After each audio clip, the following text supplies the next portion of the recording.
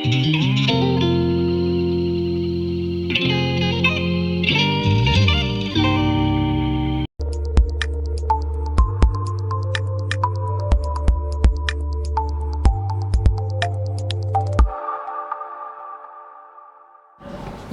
terhormat Bapak Ibu Guru anggota komunitas praktisi Sireng Manis, yang terhormat Bapak Ibu narasumber yang sudah hadir di tengah-tengah kita. Pertama, marilah kita mengucapkan puji syukur kehadiran Allah Subhanahu wa Ta'ala yang telah melimpahkan nikmat sehat dan nikmat sempat kepada kita, sehingga kita pada siang hari ini dapat berkumpul di ruangan ini untuk mengikuti kegiatan sosialisasi komunitas Sireng Manis dan seminar budaya positif dan penerapan segitiga restitusi. Yang selanjutnya, izinkan saya selaku moderator menyampaikan susunan acara hari ini. Yang pertama yaitu pembukaan, yang kedua menyanyikan lagu Indonesia Raya, yang ketiga sambutan kepala sekolah, yang keempat sosialisasi komunitas Sireng Manis, yang kelima acara inti, yang keenam penutup. Yang pertama, untuk memasuki kegiatan yang pertama kita, mari kita buka acara ini yaitu dengan berdoa yang akan dipandu oleh Bapak Royani SAG. Kepada Bapak Royani SAG kami persilakan.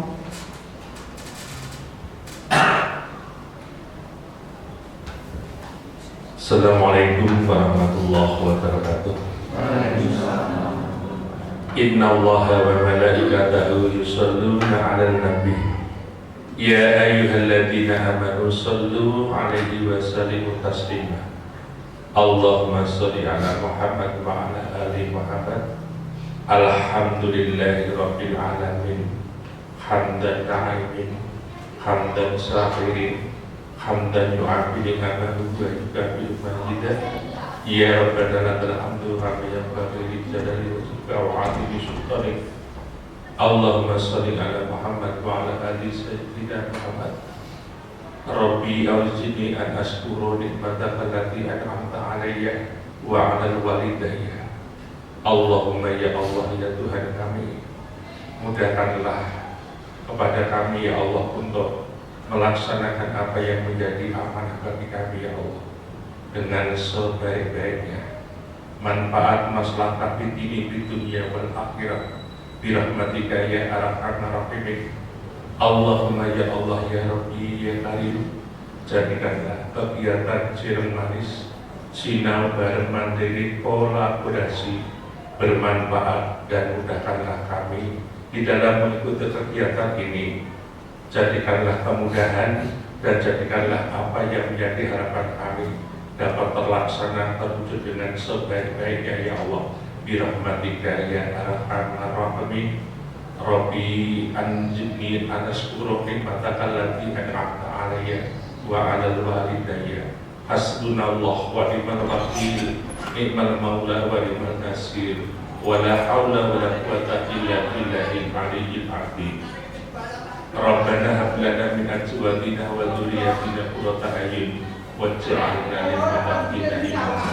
Rabbana atina fid dunya hasanah wa fil akhirati hasanah wa qina adzabannar. Wa sallallahu ala sayyidina Muhammadin wa ala alihi wa sahbihi wa barik wa sallim. Walhamdulillahi rabbil alamin. Wassalamualaikum warahmatullahi wabarakatuh. Terima kasih kepada Bapak Royani SAG. Semoga dengan kita berdoa tadi kita dapat melaksanakan kegiatan pada siang hari ini dengan lancar dan tidak ada suatu halangan apapun.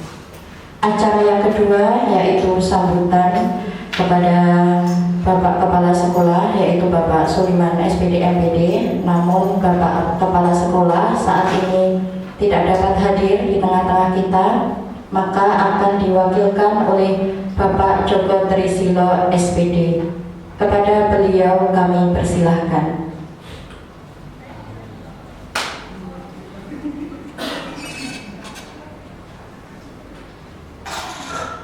Ngapunten, dua Indonesia Raya dulu ya Bu.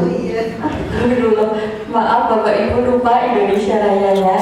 Jadi untuk acara yang kedua kita menyanyikan lagu Indonesia Raya dulu ya. Mohon maaf Bapak Joko. Monggo hadirin dimohon untuk berdiri. Hiduplah Indonesia Raya. Indonesia tanah airku, tanah tumpah darahku. Di sanalah aku berdiri, jadi pandu hidupku. Indonesia kebangsaanku, bangsa dan tanah airku. Marilah kita bersatu, Indonesia bersatu. Hiduplah tanahku, hiduplah negeriku, bangsaku, rakyatku semuanya. Bangunlah jiwanya, bangunlah badannya untuk Indonesia Raya. Indonesia Raya, merdeka, merdeka, tanahku, negeriku yang ku cinta. Indonesia Raya, merdeka, merdeka, hiduplah Indonesia Raya. Indonesia Raya, merdeka, merdeka, tanahku, negeriku yang ku cinta. Indonesia Raya, merdeka, merdeka, hiduplah Indonesia Raya. Monggo hadirin dapat duduk kembali. Maka langsung saja untuk acara yang ketiga yaitu sambutan kepada Bapak Joko Trisilo SPD, kami persilahkan.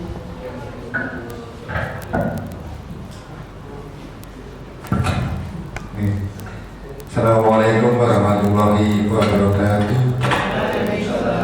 Alhamdulillahirabbil alamin wa bihi nasta'inu ala al-mulki wal-din. Asyhadu an la ilaha illallah wa asyhadu anna Muhammadar Rasulullah. Allahumma shalli ala Muhammad wa ala ali Muhammad. Rabbi shrah li sadri wa yassir li amri wa hlul 'uqdatam min lisani yafqahu qawli. Bapak Ibu yang saya hormati, yang pertama saya menyampaikan mohon izin beliau Bapak Kepala Sekolah hari ini tidak bisa hadir pada kesempatan hari ini, walaupun kemarin siang itu beliau sudah menyanggupi, namun hari ini tidak bisa karena MKKS melayat ke Kulon Progo, yaitu orang tua dari Pak Narto dulu yang Kacabin itu, yang pernah ke sini juga. Itu. Kemudian selanjutnya Bapak Kepala Sekolah menyampaikan terima kasih pada terutama Kombel Sirang Manis, kemudian juga Bapak Ibu semua yang telah melakukan kegiatan ini, yang mengawali kegiatan dari komunitas belajar SMA Negeri 1 Mulanarjo. Mudah-mudahan dari awal kegiatan yang bagus ini nanti akan berimbas pada Bapak Ibu di SMA Negeri 1 Mulanarjo juga. Bapak Ibu, sedikit saya sampaikan bahwa Kombel ini dibentuk adalah dalam rangka tempat untuk berkolaborasi. Jadi Bapak Ibu mungkin ada permasalahan-permasalahan tentang pembelajaran dan sebagainya, nanti Bapak Ibu bisa diselesaikan. Mungkin saling curhat-curhatan bagaimana mungkin, nah itu bisa dicurhatkan dalam Kombel ini, begitu Bapak Ibu. Sehingga harapannya ke depan komunitas-komunitas ini akan memberikan dampak positif, meningkatkan kompetensi Bapak Ibu dalam pembelajaran, kemudian harapannya itu dengan peningkatan kompetensi panjenengan berdampak kepada para siswa sehingga siswa mendapatkan pelayanan yang bagus, nah sehingga berdampak lebih besar pada SMA Negeri 1 Koronarjo, semakin diakui oleh masyarakat. Itu Bapak Ibu. Terus kemudian terima kasih nih terutama Pak Royani, Nyah Riri, Pak Sunarwan, yang tolong niki anggap mawon niki putra putri panjenengan yang disembuyung.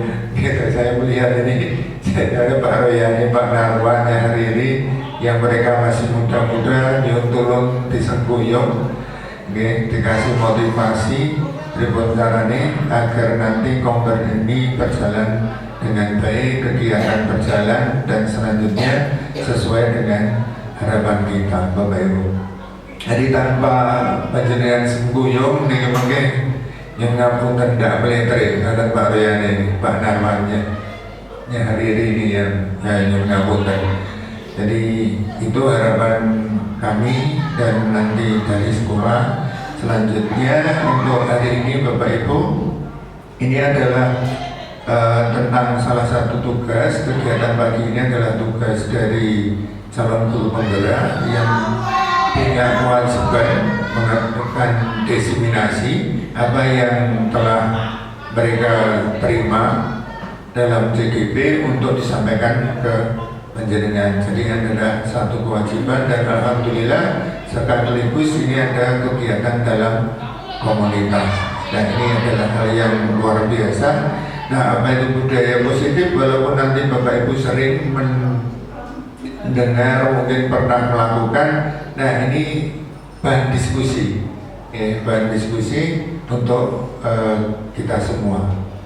Dan selanjutnya nanti mohon apabila kegiatan berlangsung, mohon maaf saya pribadi tidak bisa mengikuti secara penuh nanti karena juga ada kegiatan yang harus kami kerjakan juga. Jadi nanti saya mohon maaf. Selanjutnya sekali lagi selamat untuk mengikuti kegiatan diseminasi budaya positif dari CGP melalui kegiatan komunitas belajar Siram Manis, Sinau Bareng Mandiri Kolaboratif. Keren, keren banget. Ini Indonesia tadi. Oh, keren, mudah-mudahan nanti menginspirasi teman-teman yang lain. Itu dengan mengucap Bismillah, maka kegiatan diseminasi budaya positif melalui komunitas Siram Manis saya nyatakan dibuka.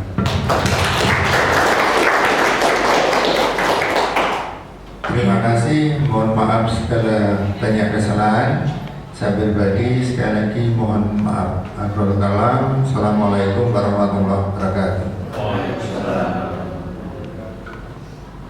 Terima kasih kepada Bapak Joko Trisilo SPD yang telah memberikan sambutannya kepada kita.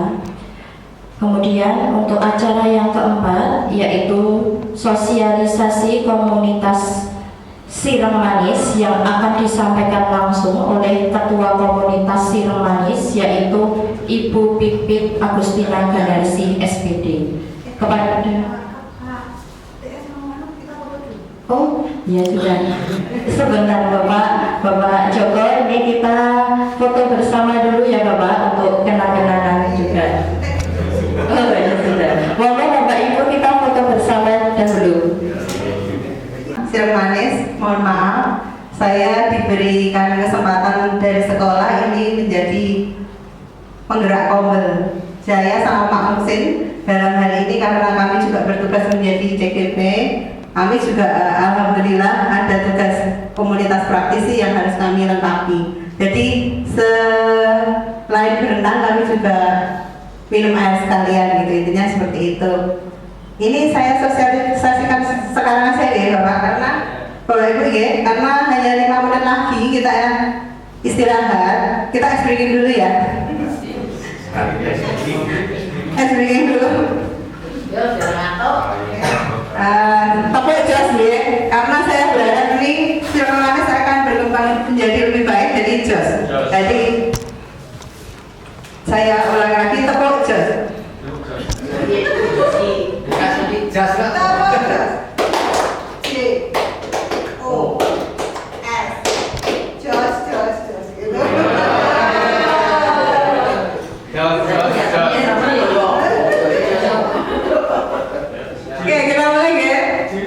J-nya piye? J.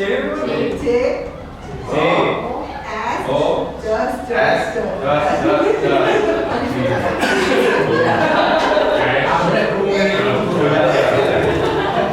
ulang ya. Kita ulang. J. O. S.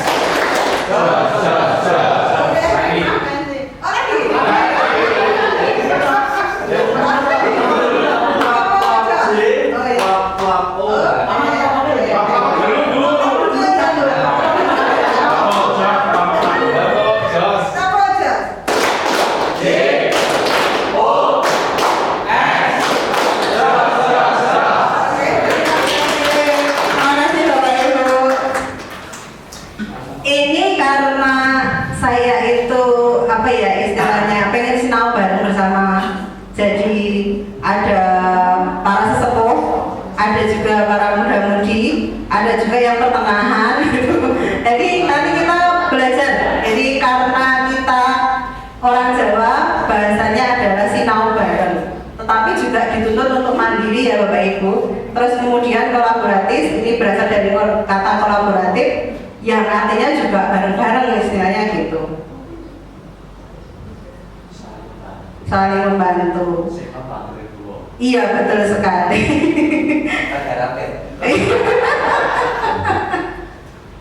Nah ini ya, kalau dari sinau itu artinya adalah belajar, memiliki filosofi belajar seumur hidup, karena kita sebagai guru tuntutannya juga luar biasa, kita juga harus belajar seumur hidup. Kata belajar sendiri menunjukkan bahwa komunitas ini menjunjung tinggi nilai pembelajaran seumur hidup. Anggota komunitas didorong untuk terus belajar dan mengembangkan diri mereka secara berkelanjutan. Komunitas ini menyediakan plafon bagi para anggotanya untuk belajar dari satu sama lain dari para pakar di berbagai bidang. Kebetulan kita itu dapat pakar-pakar, misalnya pakar IT, ada Pak Mugi, ada Pak Hadi, ada Pak Musin gitu. Pakar agama, ada Pak Roy, ada Kak Uki, ada Bu Wawa gitu. Pakar sejarah gitu, ada Kak Riri, ada Kak Win, nanti ada Kak Endang. Jadi pakar-pakarnya ada. Terus ada olahraga, nanti kalau ice breaking-an olahraga kita membutuhkan bantuan dari Pak Sunarwan, Pak Tri gitu, Mas Bara gitu. Terus Mas Devi juga saya harapkan sebagai guru agama nanti sebagai pakar dari agama secara Bhinneka Tunggal Ika kita bersama-sama. Begitu ya? Terus bareng ini karena bersama, jadi penekanannya adalah kerjasama. Kata bersama ini menunjukkan terbuka untuk semua orang yang ingin belajar. Anggota komunitas saling belajar, berbagai pengetahuan dan belajar satu sama lain. Semangat kebersamaan ini dapat meningkatkan motivasi dan hasil belajar para anggotanya. Terlepas dari kita ini latar belakangnya kan beda-beda. Ada latar belakang, usia, dan tingkat pengetahuannya juga beda-beda. Semua orang diterima dan dihargai dalam komunitas ini. Suasana yang inklusif dan ramah ini dapat membantu para anggotanya merasa nyaman dan berani untuk bertanya dan berbagi ide. Jadi saya harap nanti Bapak Ibu berbagi ide. Hari ini saya harapkan kita dapat 2 sertifikat. Yang pertama dari Kombel kita, seminar budaya positif. Yang kedua ini nanti saya ada pengimbasan sedikit, jadi ada jamnya 32 JP nanti. Jadi ada 2 sertifikat yang akan kita peroleh. Terus kemudian mandiri, saya harap ini proses pembelajaran dilakukan secara aktif oleh individu, walaupun kita bersama-sama, tapi kita juga punya tanggung jawab secara individu dalam komunitas belajar, melibatkan inisiatif, motivasi, dan tanggung jawab pribadi untuk mencapai tujuan pembelajaran bersama dalam komunitas belajar. Kalau kolaboratif, ini adalah kerjasama di antara para anggota komunitas belajar untuk mencapai tujuan bersama dalam berbagai pengetahuan, berbagai ide, dan sumber daya. Visinya ya, menjadi komunitas yang menginspirasi dan memfasilitasi pembelajaran sepanjang hayat, di mana setiap individu dapat mengembangkan potensi diri secara maksimal melalui kolaborasi dan kemandirian. Misinya mendorong pembelajaran bagi guru yang mengembangkan literasi dan numerasi. Ini titipan dari sekolah, harus ada literasi dan numerasinya. Terus kemudian mendorong semangat kolaborasi dan berbagi pengetahuan antar anggota, menumbuhkan budaya belajar mandiri dan berkelanjutan, menyediakan ruang yang aman dan nyaman untuk berbagai pengalaman dan ide, memfasilitasi pengembangan keterampilan baru dan peningkatan kompetensi, menginspirasi anggota untuk menjadi versi terbaik dari diri mereka sendiri, membangun jaringan yang kuat antar anggota komunitas. Nah, ini alhamdulillah saya merasa bersyukur sekali masuk ke Kombel ini, komunitas praktisi ini. Pak Riri tadi memesankan makanan gitu. Terus Mbak Rafia nanti jadi MC, Pak Roy. Kayaknya saya merasa lengkap gitu. Terima kasih ya. Alhamdulillah ya Rabbil. Terus membangun kesadaran akan pentingnya kolaborasi dalam mengatasi tantangan bersama. Tipe sasaran anggota komunitas adalah nanti semua orang yang ingin menjadi pembelajar sepanjang hayat. Ini diharapkan bisa masuk ke komunitas kita. Ada program kegiatan melakukan berbagai praktek baik, pengembangan pembelajaran, literasi dan numerasi, melaksanakan seminar atau webinar, pemanfaatan teknologi informasi komunikasi untuk strategi pembelajaran dalam penyelenggaraan kegiatan belajar mengajar yang kolaboratif dan inovatif, melaksanakan berbagai praktek baik, pembuatan media pembelajaran yang inovatif atau pembelajaran yang berpusat pada peserta didik. Nah, ini ya Bapak Ibu ya. Susunannya, yang pertama itu Pak Sulaiman sebagai penanggung jawab atau pembina, kemudian saya sendiri itu ketua, kemudian wakil ketuanya Pak Musin, Pak Mugi menjadi sekretaris, Mbak Endang Yuli menjadi bendahara karena mempunyai pengalaman di kebendaraan, Mas Adi ini sebagai koordinator program. Selain Mas Adi ada Pak Roy dan Bu Winarni. Kemudian ada Mbak Rafia ini sebagai koordinator komunikasi dan informasi. Kemudian Bu Riri, Bu Sri Muljanti ini juga sama masuk di situ. Ada Mbak Wawa juga masuk di situ. Kemudian Pak Sukimen itu menjadi koordinator logistik. Di bawahnya ada Pak Sarjono. Hari ini kayaknya belum ada ya Pak Sarjono. Terus kemudian untuk evaluasi dan monitoring itu Pak Sunarwan sama Pak Tri Haryati. Kemudian untuk koordinator dokumentasi itu ada Mas Bara sama Mas Devi. Pak tugasnya dalam Kombel itu kalau Pak Sulaiman itu bertanggung jawab atas semua kegiatan dan hasil-hasilnya yang berkaitan dengan komunitas belajar di SMA Negeri 1 Polanharjo. Kemudian ini tugasnya, kalau saya bacakan berarti Bapak Ibu. Waktunya mepet nih Bu? Iya. Lanjut ya. Ya, kayak kalau ketua nanti memimpin, mengarahkan, mengkoordinasi seluruh kegiatan komunitas belajar, menyusun rencana kerja tahunan komunitas dan memastikan implementasinya, bertanggung jawab atas pelaksanaan pertemuan rutin dan memastikan komunitas berjalan sesuai dengan tujuan, menjadi penghubung antar komunitas dan pihak sekolah. Kemudian Pak Muksin sebagai wakil tugasnya membantu ketua dalam menjalankan tugasnya, menggantikan ketua jika berhalangan hadir, mengatasi pelaksanaan program kerja komunitas, memastikan kelancaran operasional komunitas.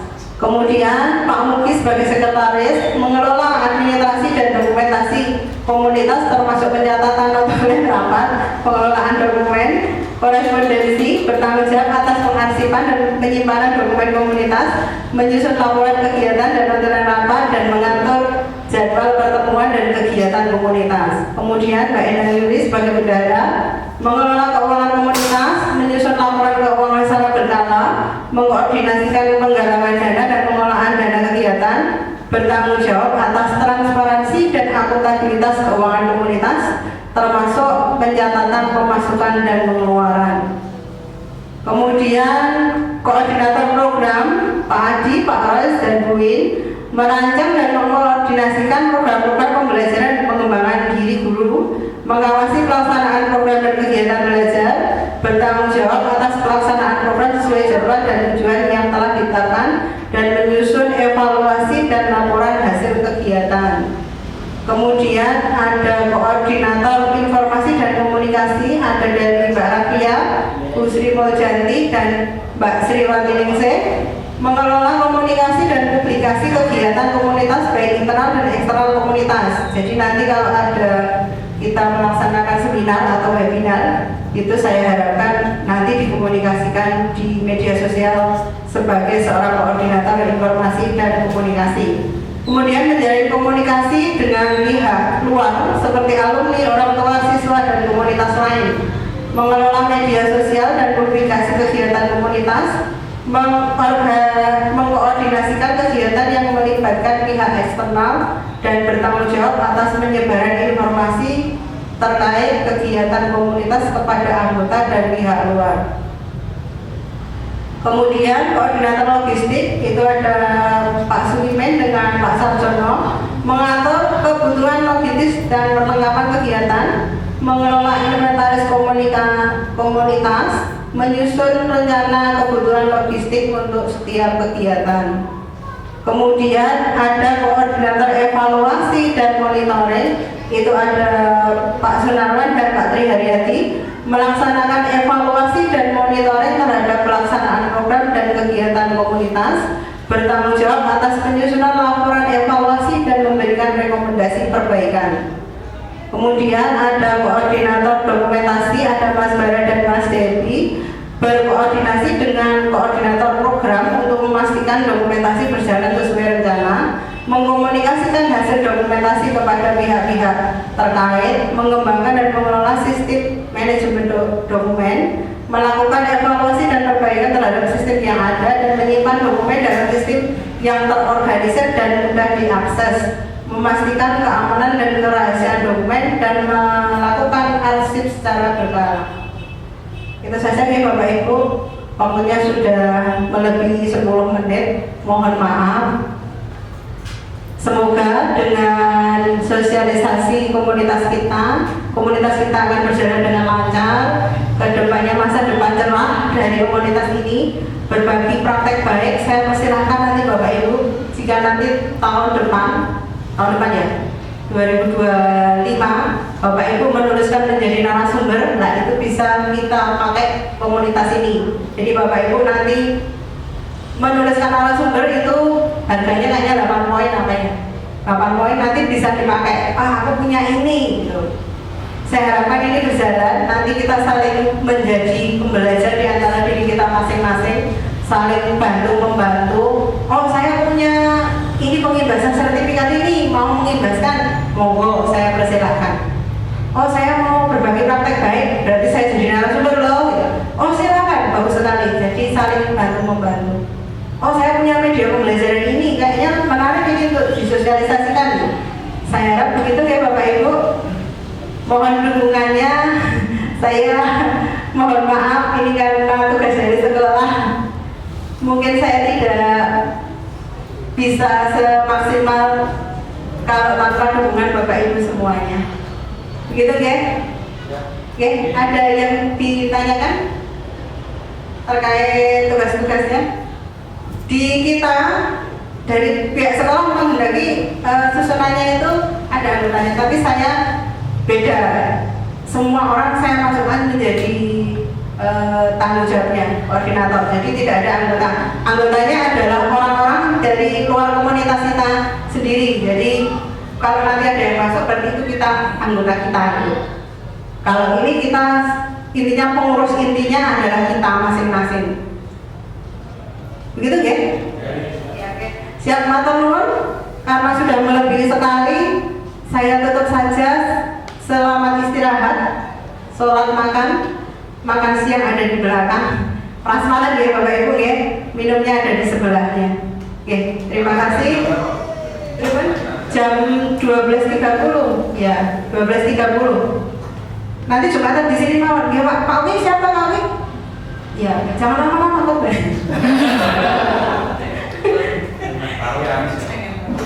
Terima kasih. Kurang lebihnya saya mohon maaf, mohon dukungan Bapak Ibu semua. Assalamualaikum warahmatullahi wabarakatuh.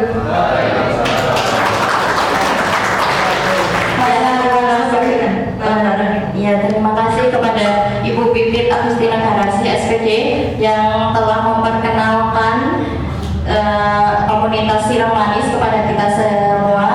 Kemudian untuk acara yang kelima nanti akan kita lanjutkan pada jam 12.30. Monggo sekarang Bapak Ibu bisa istirahat, sholat, dan makan terlebih dahulu. Nanti kita berkumpul lagi di ruangan ini jam 12.30 untuk mendengarkan materi dari narasumber. Begitu, terima kasih. Wassalamualaikum warahmatullahi wabarakatuh.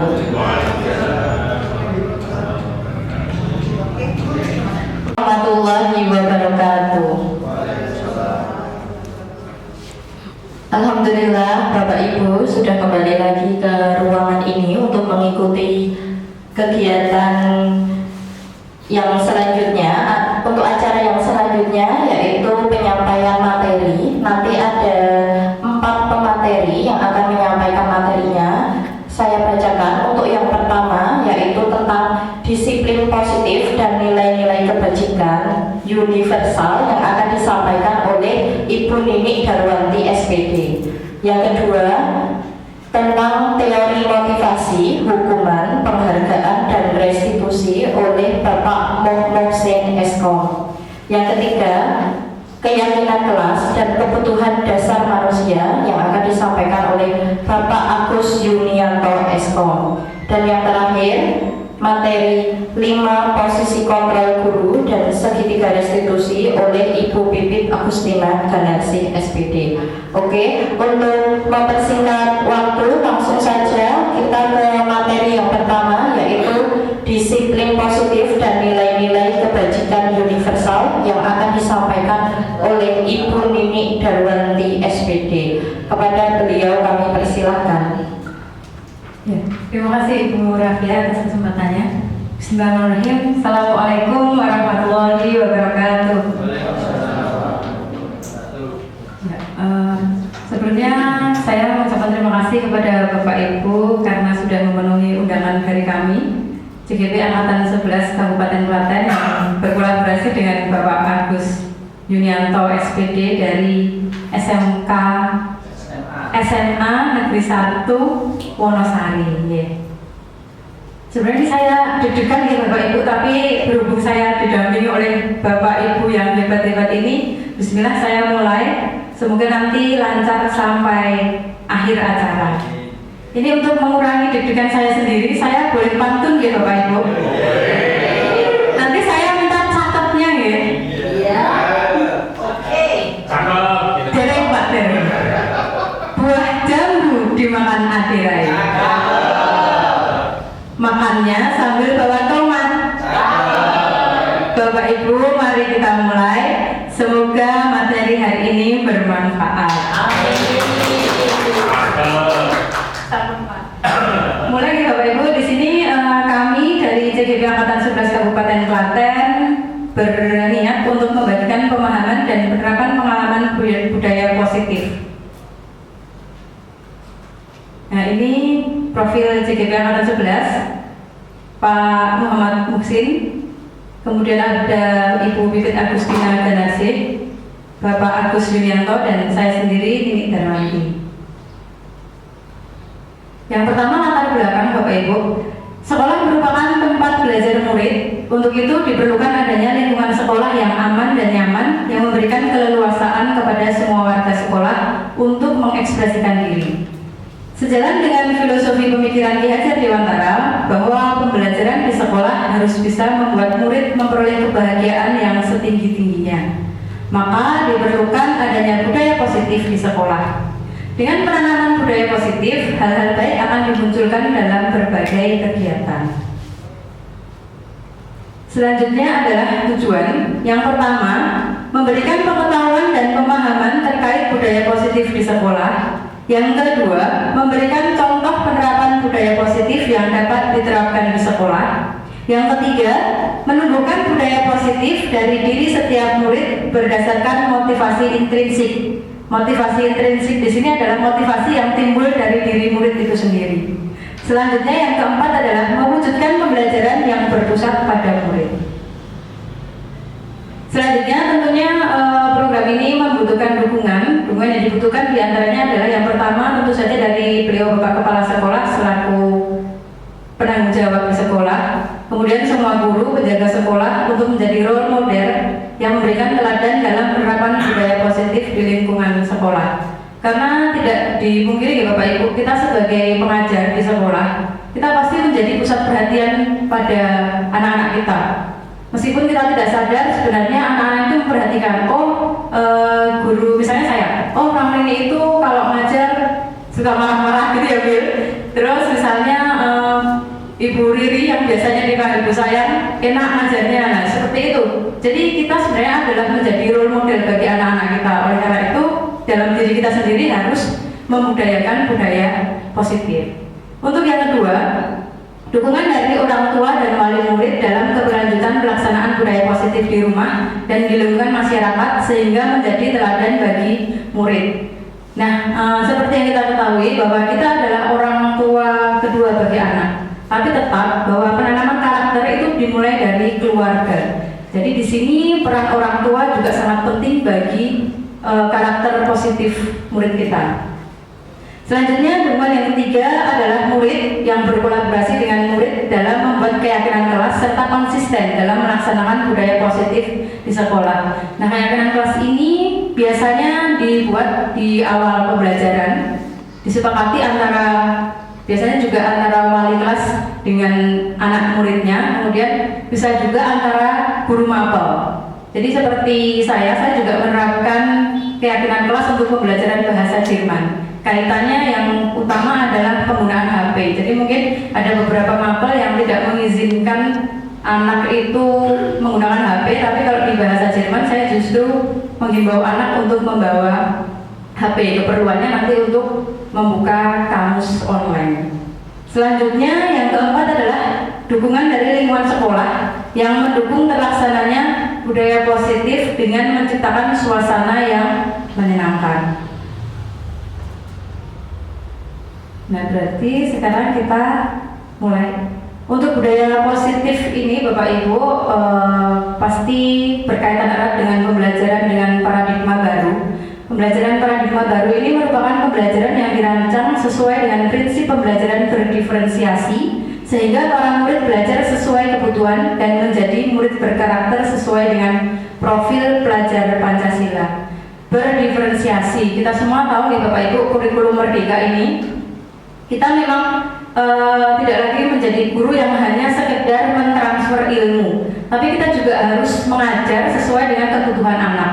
Misalnya dalam satu kelas, anak itu ada yang lebih suka belajar secara visual, atau juga ada yang melalui audio, bahkan ada yang kinestetik. Nah, seperti itu kita juga sebagai pengajar juga harus bisa menyajikan pembelajaran yang bisa mencakup itu semua. Karena apa? Karena agar kita bisa memenuhi semua kebutuhan murid-murid kita.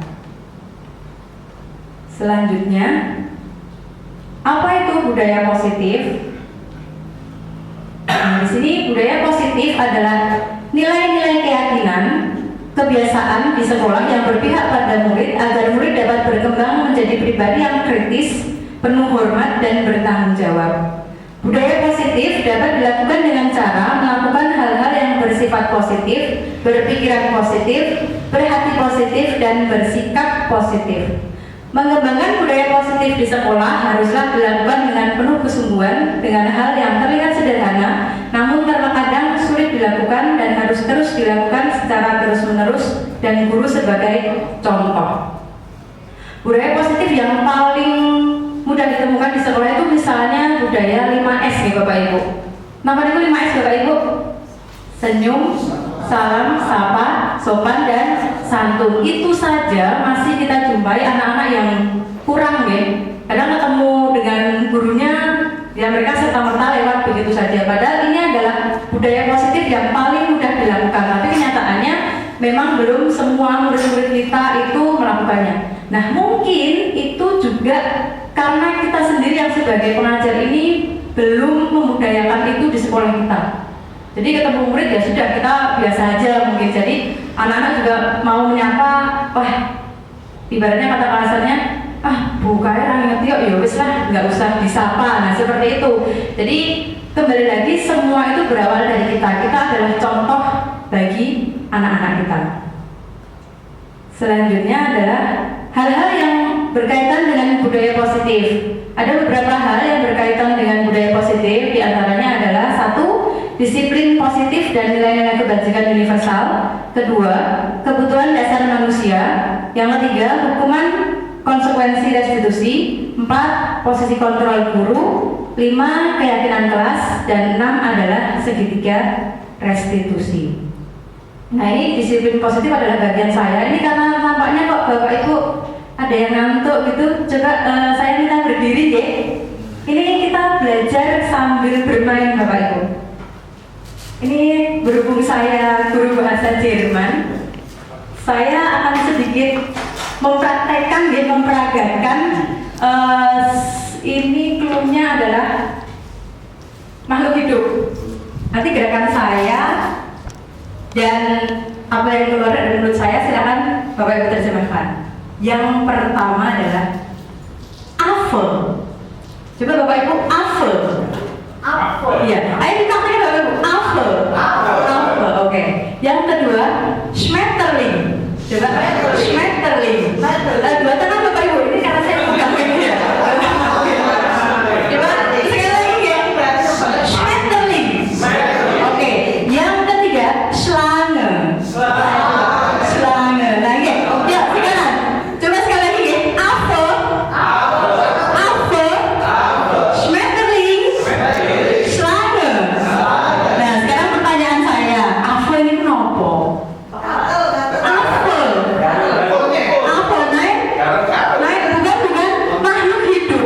Apa monyet? Nah, apel itu adalah bahasa Jermannya monyet. Iya. Terus yang kedua tadi apa Bapak Ibu? Bukan? Schmetterling. Naik kan? Makhluk hidup? Kupu-kupu.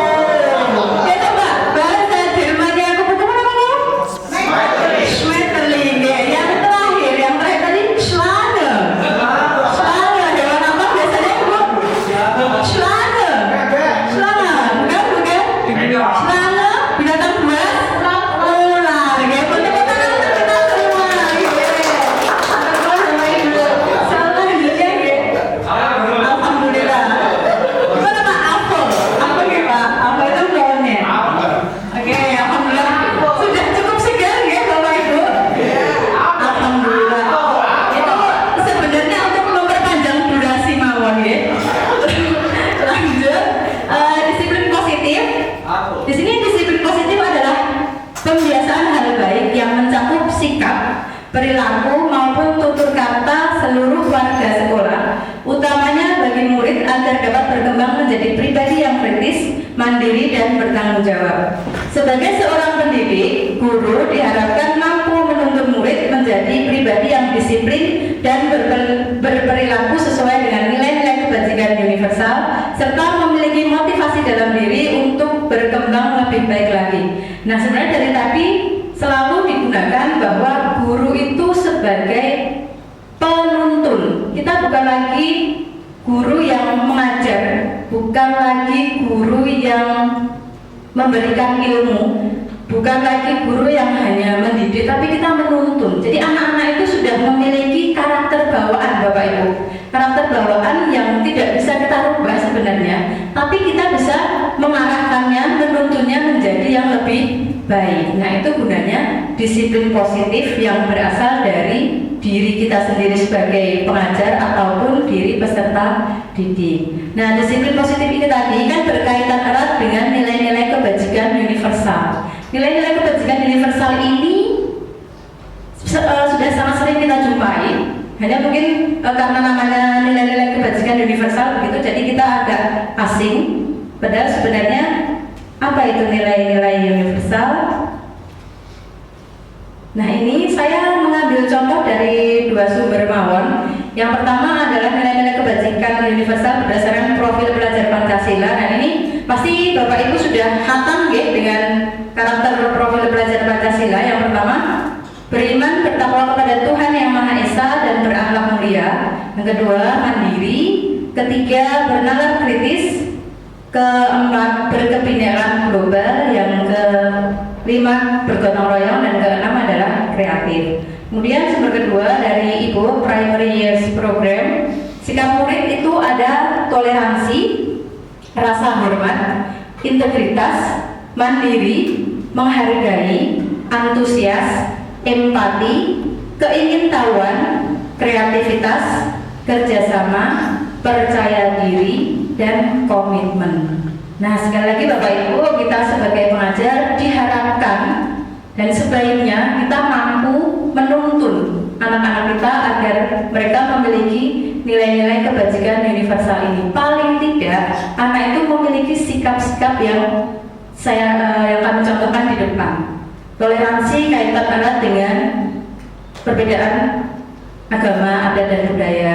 Rasa hormat ini bukan hanya kepada gurunya nih Bapak Ibu, ini juga kepada teman-temannya. Karena kan anak-anak juga masih ya sampai saat ini ibaratnya memanggil nama teman aja dengan nama bapaknya atau nama ibunya. Nah, itu sebenarnya ternyata membuat anak itu malu atau jengkel. Nah, itu sebaiknya dihilangkan. Kemudian integritas mandiri ini diharapkan anak juga memiliki kesadaran penuh terhadap apa yang dia lakukan dan bertanggung jawab. Terus kemudian menghargai orang lain, antusias dalam belajar, antusias dalam mengembangkan diri untuk meraih cita-cita. Selanjutnya adalah empati ini. Empati itu bukan hanya sekedar kita kasihan ya anak itu misalnya nggak punya uang, oh kasihan ya itunya apa ada benda-benda yang hilang. Tapi empati itu ikut merasakan apa yang teman-teman itu rasakan. Kemudian keingintahuan, kreativitas, kerjasama, percaya diri, komitmen ini berkaitan erat dengan posisi anak ketika belajar di dalam kelas. Nah, itu tadi disiplin positif dan nilai-nilai kebajikan universal yang bisa saya sampaikan. Selanjutnya adalah kebutuhan dasar manusia. Ini akan disampaikan oleh Bapak Agus Yulianto. Kepada Bapak Agus Yulianto, kami silakan.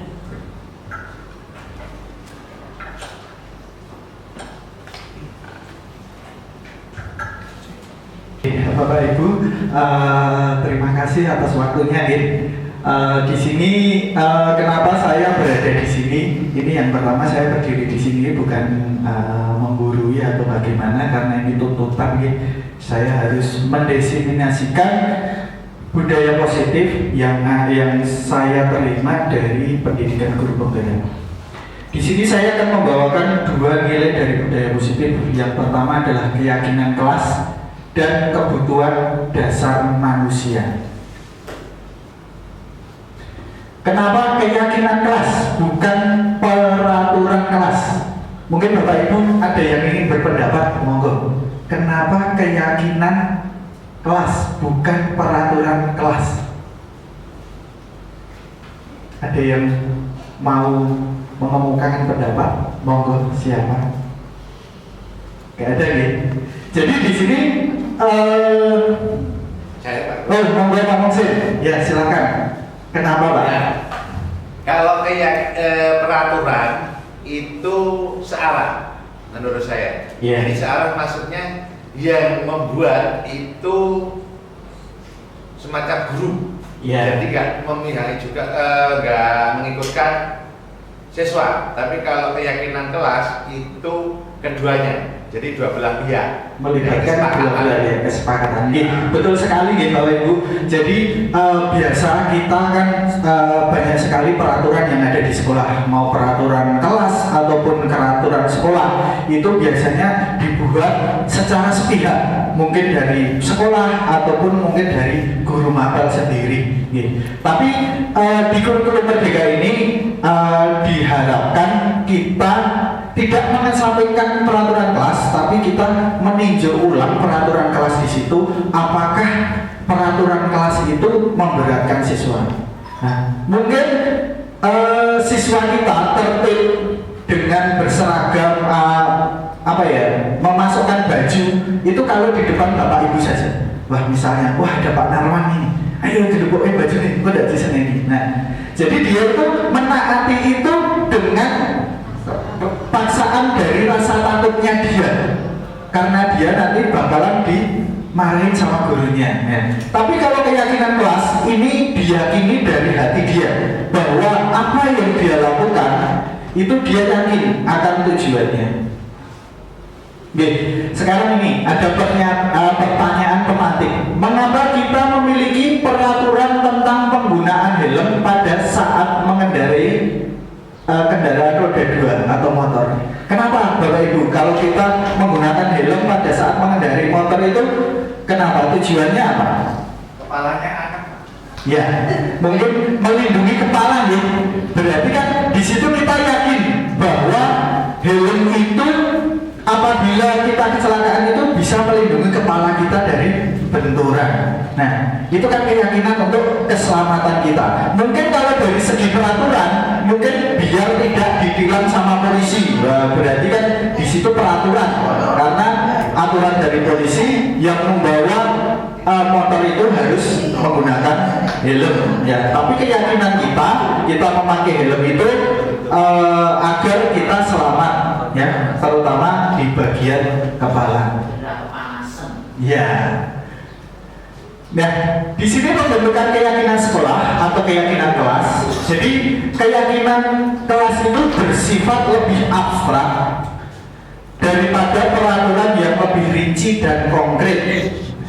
Terus yang kedua, keyakinan kelas itu berupaya pernyataan-pernyataan universal. Tadi sudah dikenalkan dengan nilai-nilai kebaikan universal itu tadi.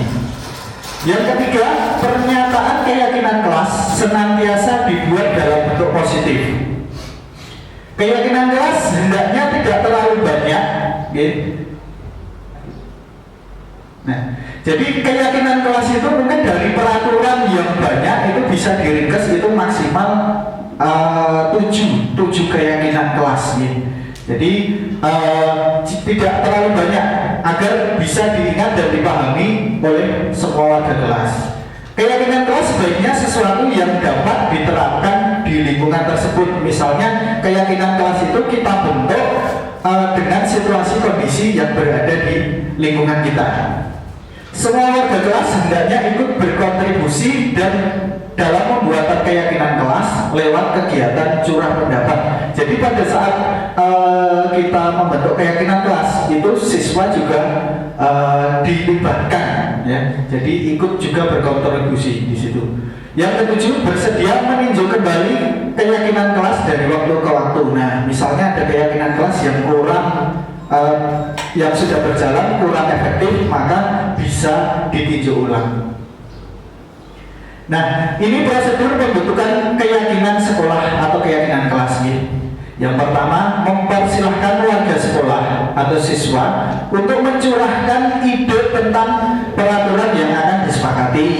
Yang kedua, mencatat semua masukan. Nah, ini biasanya yang saya lakukan kemarin waktu tahun ajaran baru itu, saya pertama kali masuk kelas itu membuat keyakinan kelas dulu. Biasanya saya bagikan stick note, terus nanti siswa mengisi pengennya pembelajaran yang seperti apa loh. Nah, stick note itu nanti ditempelkan di papan tulis di depan. Nah, setelah itu kita mengganti kalimat negatif menjadi positif. Misalnya, dilarang berbicara pada saat guru menerangkan. Dilarang, kata dilarang itu negatif, ya. Maka kita ubah menjadi positif. Misalnya, menghormati orang yang berbicara itu lebih positif. Terus yang selanjutnya, tinjau kembali curahan pendapat yang terkumpul dan susun menjadi keyakinan kelas atau sekolahnya. Jadi biasanya nomor 4 ini pada saat saya prakteknya di kelas itu anak-anak menuliskan tidak boleh geng-gengan. Nah, biasanya kan anak-anak melompok sendiri, nah, geng-gengan gitu di kelas. Terus yang kedua, tidak boleh membuli. Nah, itu sebenarnya artinya sama Bapak Ibu. Kalau kita tanggung menjadi sebuah keyakinan kelas, itu intinya kan saling menyayangi dan menghormati. Nah, itu menjadi beberapa keyakinan kelas yang memperkasai beberapa dari yang dituliskan siswa itu. Tinjau ulang keyakinan kelas yang sudah tersusun menjadi 3-7 keyakinan. Nah, ini biar memudahkan kita mengingatkan keyakinan kelas itu apa, jangan banyak-banyak Bapak Ibu, maksimal 7 saja. Mungkin dari saling menghormati, harus saling menyayangi, terus harus jujur, ya, dan lain-lainnya. Nomor 6, yaitu meninjau dan menyetujui dengan menandatanganinya. Nah, setelah kita rangkai menjadi sebuah keyakinan kelas dengan nilai-nilai universal tadi, terus kita suruh menandatangani semua warga sekolah ataupun warga kelas. Jadi semua tanda tangan itu berarti kan kita menyepakati, kita setuju dengan apa yang kita yakini itu. Setelah itu biasanya kalau untuk keyakinan kelas kita tempel di kelas atau di dinding itu agar siswa itu juga setiap hari melihat, dan itu nanti akan membentuk karakter dia. Oh iya, keyakinan kelas ini, kalau saya melanggar keyakinan itu tentu saja ada konsekuensinya. Nah, ini Bapak Ibu, keyakinan kelas adalah nilai-nilai kebajikan universal yang disepakati secara tersirat dan tersurat, lepas dari latar belakang suku, negara, bahasa maupun agama. Nah, di sini ada peraturan Bapak Ibu yang di sebelah kiri Bapak Ibu itu ada peraturan, yang sebelah kanan itu ada keyakinan. Saya nyuwun turun, mohon ikut pendapatnya. Kembalikan barang ke tempatnya. Keyakinannya apa Bapak Ibu kira-kira? Nak berjileh dia dibalikin. Tanggung jawab, benar ya Bu Ririn ya. Jadi nilai keyakinannya adalah tanggung jawab. Terus yang kedua, dilarang mengganggu orang lain. Saling menghargai atau saling menghormati ya. Hadir di sekolah tepat jam 7. Disiplin. Dilarang melakukan kekerasan.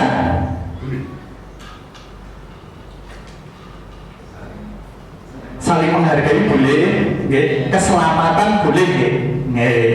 Terus dilarang menggunakan narkoba. Kesehatan. Bergantian atau menunggu giliran. Tertib, saling menghormati juga dilarang merokok. Kesehatan. Kita lihat jawabannya. Next Mbak.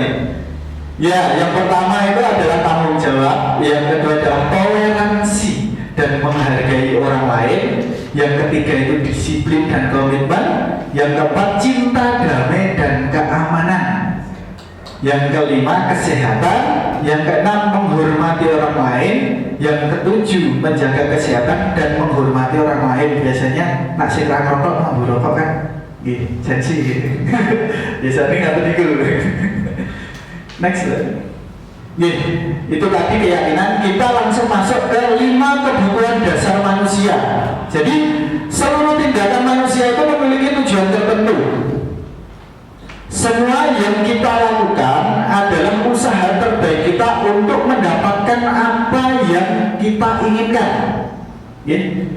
Ketika kita sedang memenuhi satu atau lebih dari satu kebutuhan dasar kita, yaitu 5 kebutuhan dasar itu, yang pertama adalah bertahan hidup. Karena manusia itu tentu saja dia mencari untuk dia itu bisa bertahan hidup atau survival.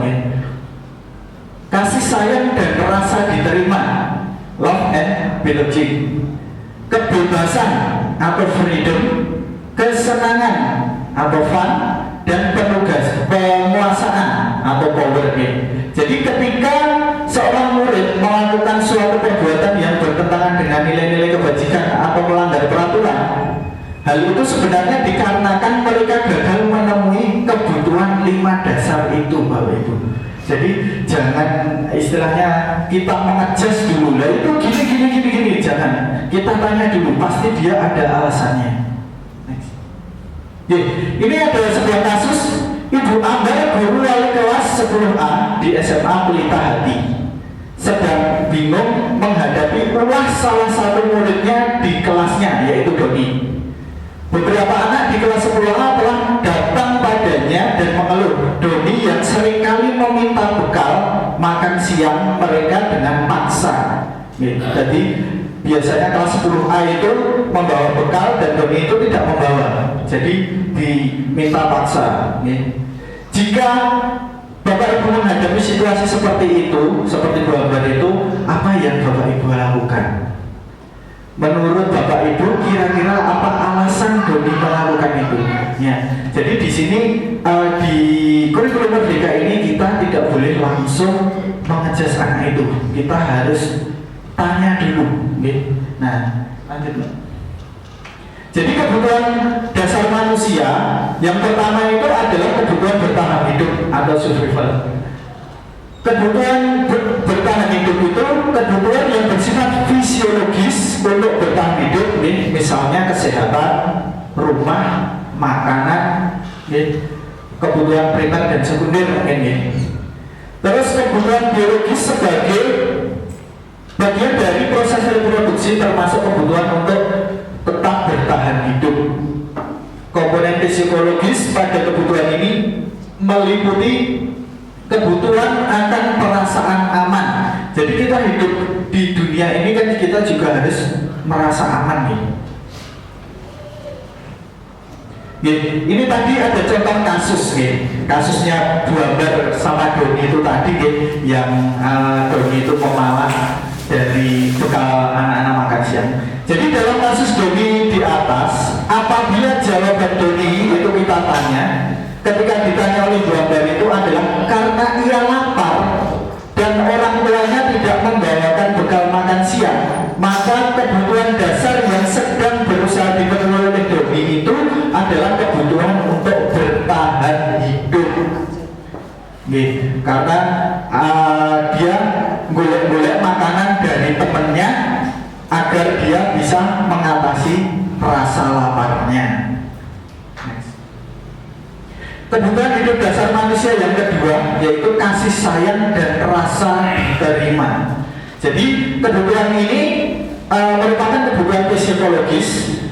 Kebutuhan untuk disayang, diterima itu meliputi kebutuhan akan hubungan dan koneksi sosial. Kebutuhan untuk memberi dan menerima kasih sayang, dan kebutuhan untuk merasa menjadi bagian dari suatu kelompok. Ya, jadi mungkin di dalam pertemanan itu harus ada kasih sayang dan rasa diterimanya.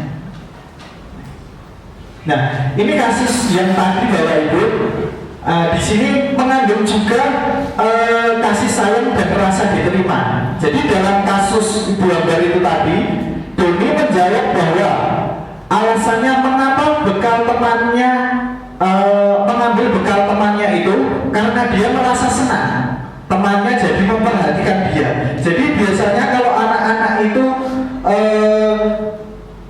tidak tertib atau apa, itu bisa jadi dia itu pengen diperhatikan Bapak Ibu. Jadi mungkin tidak disoroti, akhirnya dia bikin ulah agar disoroti. Jadi ketika teman-temannya melaporkan tindakan itu pada gurunya dan gurunya memberitahu orang tuanya, sehingga orang tuanya jadi memperhatikan dia. Oh iya, aku dilaporin Bapak Ibu guru, anakku jadi ini jalui panganane koncone. Maka di situ orang tua membawakan bekal. Jadi dia merasa diperhatikan oleh orang tuanya. Jadi maka kebutuhan dasar yang sedang dipenuhi Doni itu adalah kebutuhan akan kasih sayang dan rasa diterima. Terus yang ketiga yaitu penguasaan. Jadi ini kebutuhan pengakuan atas kemampuannya. Biasanya yang mampu itu perlu diakui. Nah, jadi kebutuhan ini berhubungan dengan kekuatan untuk mencapai sesuatu, menjadi kompeten, menjadi terampil, diakui atas prestasi dan keterampilan kita, didengarkan dan memiliki rasa harga diri. Jadi dalam kasus Ibu Ambar dan Doni itu tadi, apabila jawaban Doni adalah dia merasa hebat karena temannya jadi takut dan dia dapat menuruti keinginannya, maka sebetulnya Doni itu sedang berusaha memenuhi kebutuhan dasar akan kekuasaan. Karena apa? Dia mencopot makanan dari temannya secara paksa, tidak ada teman yang melawan. Berarti dia berusaha untuk memenuhi kebutuhan akan kekuasaan. Nah, ini biasanya anak-anak seperti itu mau melawan lebih, akhirnya kan dilaporkan ke Bapak Ibu guru. Manusia yang terakhir adalah kesenangan. Kesenangan itu kebutuhan untuk merasa senang. Jadi kebutuhan akan kesenangan ini mencari kebutuhan untuk mencari kesenangan, terus bermain. Sejatinya kan murid kita itu kan bermain, ya. Jadi bermainnya itu lebih banyak sebenarnya. Mungkin Bapak Ibu guru telah mengkombinasikan pembelajaran dengan permainan. Nah, itu merupakan pemenuhan kebutuhan kesenangan untuk peserta didik kita.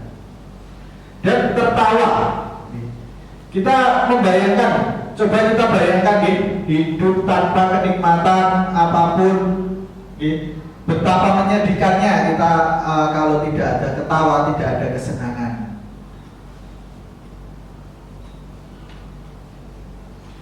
Ya, ini adalah contoh kasus kesenangan. Jadi dari kasus tadi, Ibu Akbar tadi dengan Doni. Jadi dalam kasus di atas, bila Doni menjawab bahwa ia melakukan karena iseng saja dan ia menikmati ekspresi wajah teman-temannya yang kesal karena diambil makanannya, dan menurut dia ekspresi teman-temannya itu lucu. Ya, jadi tadi Doni itu mengambil paksa makanan dari temannya, tapi dia itu menikmati ekspresi dari wajah-wajah temannya itu. Ya, itu merupakan usaha Doni untuk memenuhi kebutuhan kesenangan pribadinya. Ya, untuk selanjutnya nanti untuk hukum, motivasi dan restitusi akan disampaikan teman saya Pak Muhsin. Monggo Pak Muhsin.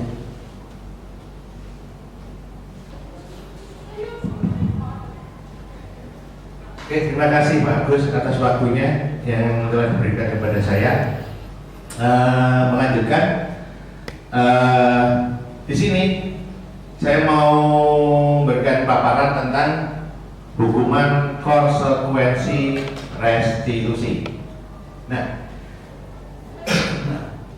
untuk yang pertama hukuman 1, tidak terencana atau tiba-tiba. Jadi nanti hukuman ini semacam segala sesuatunya tiba-tiba. Jadi tidak direncanakan. Kemudian bersifat satu arah. Maksudnya satu arah adalah ini keputusan sepihak, yaitu dari guru itu sendiri. Jadi nggak dikaitkan atau nggak kolaborasi dengan siswa. Kemudian yang ketiga berupa hukuman fisik, bisa jadi juga psikis. Kemudian yang keempat, murid tidak tahu apa yang akan terjadi. Jadi hukuman ini nanti secara tiba-tiba. Ya.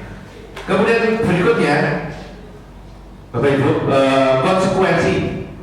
Nah, ini konsekuensi itu terencana atau disepakati secara sesuai dengan peraturan.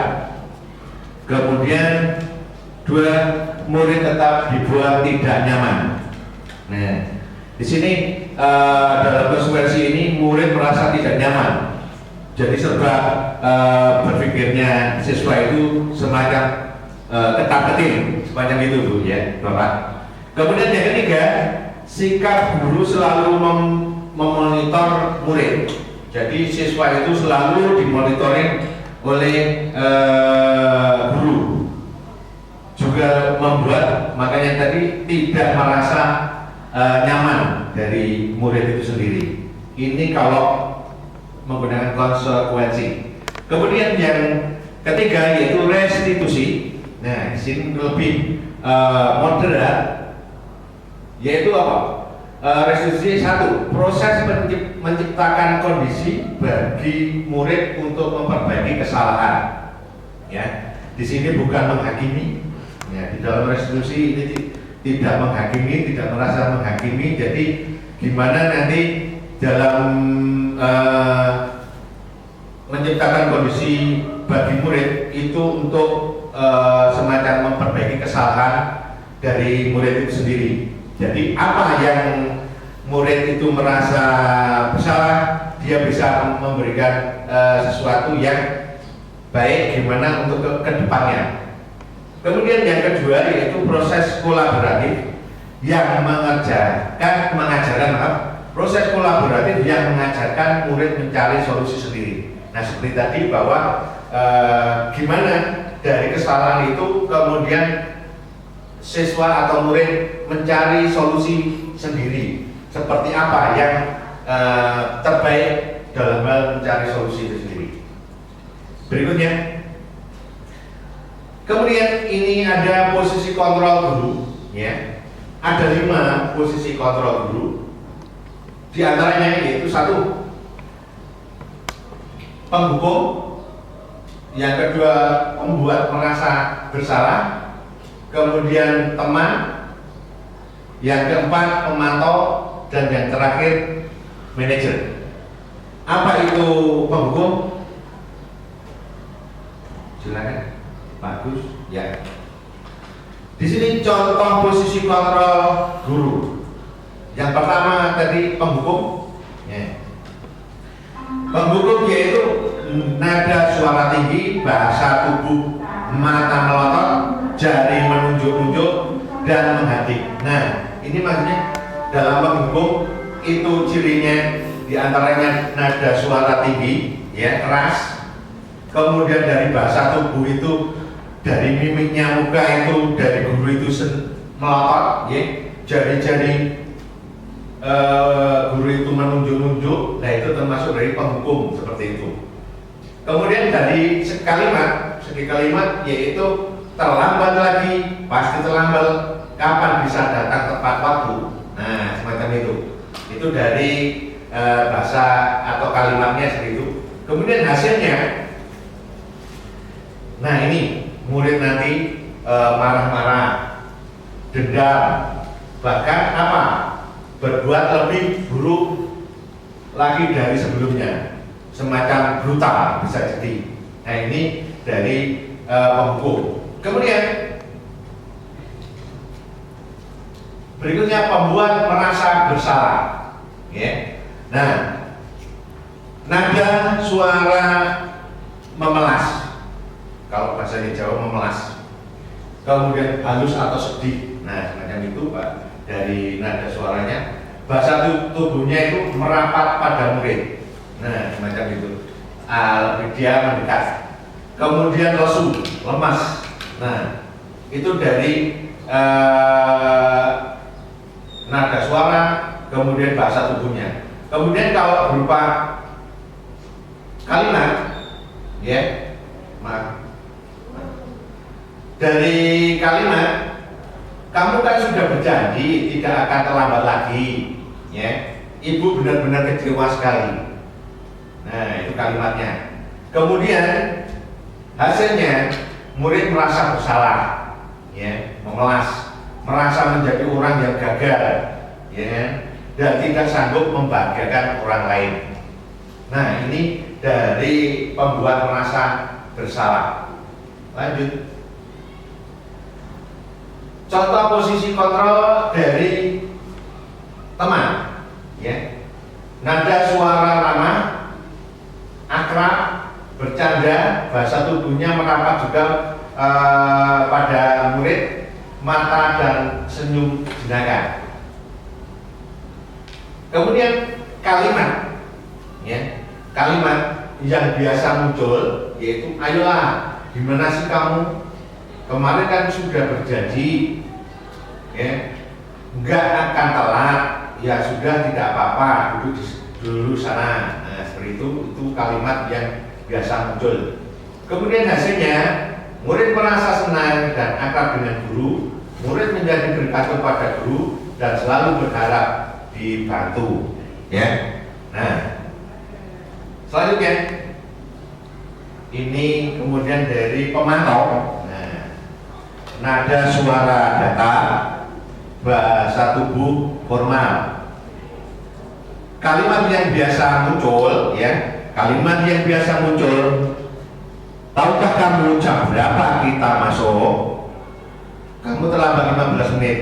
Kamu tahu konsekuensi yang harus dilakukan jika terlambat. Nah, ini dari kalimat yang biasa muncul. Kemudian hasil, murid memahami konsekuensi jika melanggar peraturan, murid tidak nyaman. Nah ini kalau hasilnya. Lanjut.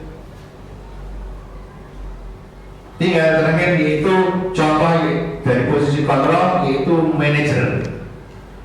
Nada suara tulus, ya. Bahasa tubuh tidak kaku, lebih mendekat ke murid. Selanjutnya kalimat yang biasa muncul. Nah ini, apakah kamu tahu jam berapa sekolah dimulai? Jadi kamu terlambat ya. Nah, kira-kira bagaimana kamu memperbaiki masalah ini? Apakah kamu besok datang lebih awal? Nah ini dari segi manajer. Kemudian hasilnya fokus pada murid, ya. Fokus pada murid mengetahui kesalahannya dan bisa mencari solusi sendiri. Nah, oke. Bermain posisi kontrol guru. Nah, oke Bapak Ibu, dari contoh-contoh tadi, coba menurut Bapak Ibu yang mana di antara yang lebih moderat, lebih fleksibel, lebih fokus ke anak? Coba mungkin Bapak Ibu bisa memberikan suatu pendapat. Nah, coba. Oke. Nah, kalau kita saat ini kurikulum merdeka, ya, kemudian sekolah sekarang itu yang namanya penghukum itu sudah nggak masuk, ya. Ini sesuatu yang radikal. Nah, lebih moderat mana, lebih ke fokus yang mana, yaitu kalau kita bisa pilih yaitu ke manajer, ya. Coba kita lihat manajer. Nah,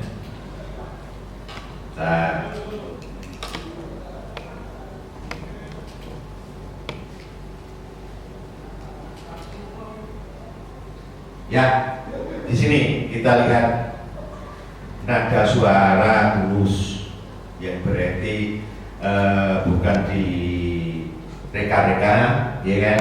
Dengan tulus ikhlas, guru memberikan sesuatu pemahaman sama anak, diberikan pengertian, bahasa tubuhnya juga nggak kaku, lebih luas, lebih apa ya? Boleh katakan lebih mengena ya ke hati, kemudian mendekat ke murid jelas. Siswa itu atau murid itu lebih nyaman dengan obrolan-obrolan, ya, dengan pemahaman-pemahaman yang diberikan oleh guru. Seperti ini kalimatnya juga toh, kita ulangi bahwa kamu tahu jam berapa sekolah dimulai. Jadi kamu terlambat ya, kira-kira bagaimana kamu memperbaiki masalah ini, ya kan?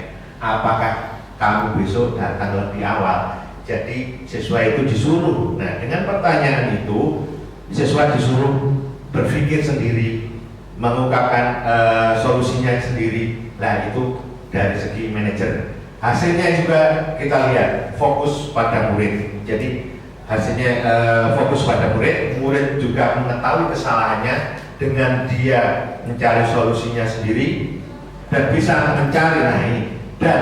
mencari solusi sendiri. Jadi siswa atau murid berpikir sendiri apa solusinya yang dari kesalahan yang dia perbuat. Itu ya Bapak Ibu ya. Kita saat ini mungkin lebih condong ke manajer, itu. Kalau menggunakan yang ini, apalagi yang namanya penghukum, nah ini sudah gak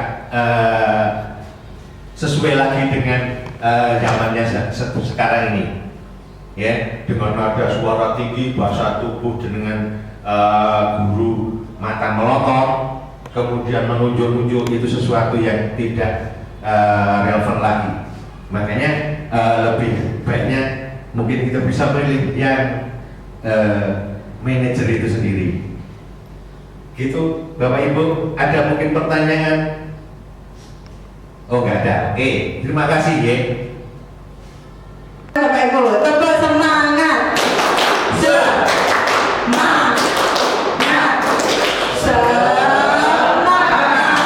Terima kasih Bapak Ibu. Kita lanjut ya.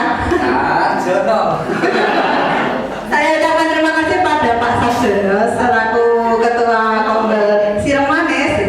Walaupun dengan kesibukan Pak Sarjono sebagai juri dalam beberapa perlombaan di Capdim, Pak Sarjono menyempatkan untuk hadir dalam kegiatan kita pada pagi hari ini. Oke, siang hari ini. Beri tepuk tangan untuk Pak Sarjono sayang. Terima kasih. Saya lanjutkan ya Bapak Ibu. Ini kita punya kasus. Tadi ada beberapa posisi kontrol guru. Yang pertama adalah sebagai penghukum. Kemudian sebagai apa Bapak Ibu? Manajer terakhir. Oke ya. Teman. Oke boleh. Penghukum, teman, pemantau, manajer, satu lagi apa? Pembuat rasa bersalah ya. Oke, ada 5 kontrol. Penghukum, pembuat rasa bersalah, teman, pemantau, terakhir manajer. Nah, nanti Bapak Ibu milih dari kasus ini itu dia masuk yang mana. Ada kasusnya kita baca bersama-sama. Kayaknya ini saya butuh suara yang merdu, kayaknya Kak Riri ini. Tolong dibacakan Kak Riri.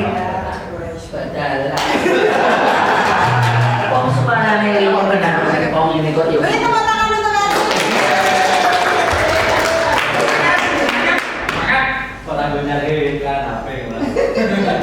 Ini tadi saya kehilangan HP. Ini ada sebelah saya itu memang cuci duduk teman. Oh ya. Bu An bermain kasus posisi kontrol guru. Bu Ani adalah seorang guru bahasa Indonesia di sebuah SMP. Ia dikenal tegas dan disiplin dalam kelasnya. Setiap kali ada siswa yang melakukan kesalahan kecil sekalipun, seperti tidak mengerjakan PR ataupun terlambat masuk kelas, Bu Ani langsung memberikan hukuman fisik ringan, seperti menjepit telinga atau membuat siswa berdiri di sudut kelas. Bu Ani beranggapan bahwa hukuman fisik adalah cara paling efektif untuk membuat siswa jerah dan disiplin. Ia sering berkata, kalau tidak diberi hukuman, anak-anak ini tidak akan belajar. Siswa-siswa yang sering dihukum oleh Bu Ani merasa takut dan tidak nyaman berada di kelasnya. Mereka menjadi pasif dan tidak berani bertanya atau berpartisipasi dalam pembelajaran. Terima kasih. Terima kasih Kak Riri. Nah, ini Bapak Ibu berpikir dulu. Kita lihat kasusnya, nanti dia itu jadi posisi kontrol apa? Satu tadi, yang pertama apa? Penghukum. Kemudian pembuat rasa bersalah. Kemudian teman. Kemudian pemantau. Terus terakhir adalah manajer. Slide-nya di yang ya, itu ya Bapak Ibu. Milih dari kasusnya Bu Ani nanti kira-kira dia itu posisinya di mana? Saya kasih kertasnya. Ditulis ya Bapak Ibu.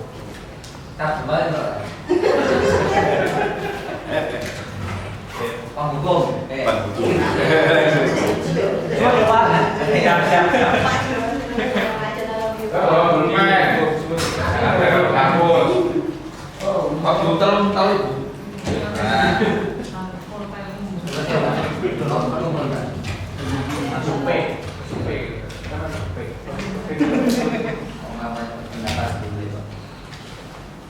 Kalau saja Bapak Ibu ya.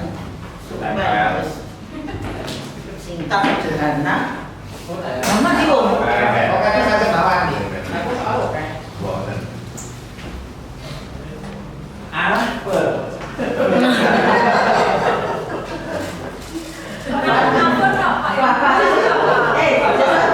Saya bisa ngomong politik ya.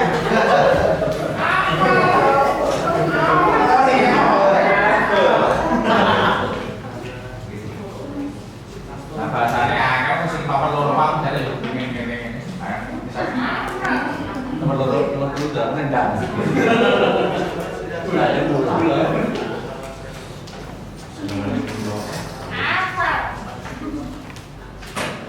Mas jatuh itu apa sih? Nggak lagi kamu bumi kan? Keras-keras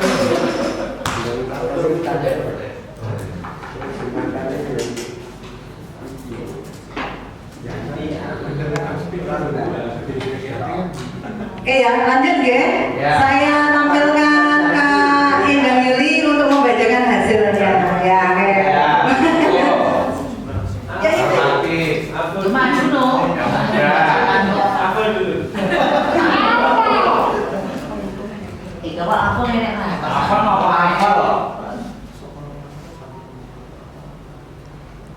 Orang. Hukum ada 1, 2, 3. Penghukum ada 11 dan pembuat merasa bersalah ada 2. Oh iya. Hasilnya seperti itu. Oke, terima kasih. Beri tepuk tangan dulu. Bu Indah Yulianti. Ya, oke.